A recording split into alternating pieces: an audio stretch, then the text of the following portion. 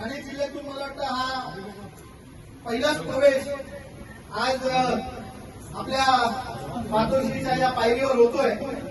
साहेब, मी आपल्याला वचन देतो की पक्ष संघटना वाढवण्यासाठी जे काही करावं लागेल ते इथे उभे असलेले सर्व कार्यकर्ते मिळून आम्ही आपली पक्ष संघटना वाढवण्याचं ठाणे जिल्ह्यामध्ये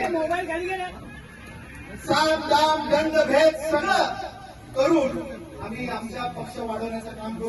साहेब, मी आज तुम्हाला वचन देतो की यातला एकही कार्यकर्ता कुठेही आता हलणार नाही आणि याचं वचन मी आज आपल्याला देतोय. साहेब, ज्या पद्धतीने काही लोकांची वागणूक आमच्या बरोबर होती, आम्ही जरी सत्ताधारी पक्षात असलो तरी आम्हाला आमच्यावर केसेस दाखल केले गेले, आमच्यावर गुन्हे दाखल केले गेले. हे सगळं अन्यायकारक आणि महाराष्ट्र तोडण्याचं काम जे लोक करतायत त्यांना सोडून आज आम्ही तुमच्याकडे आलेलो आहे. आम्ही महाराष्ट्र जोडण्याचं काम करणार आहे.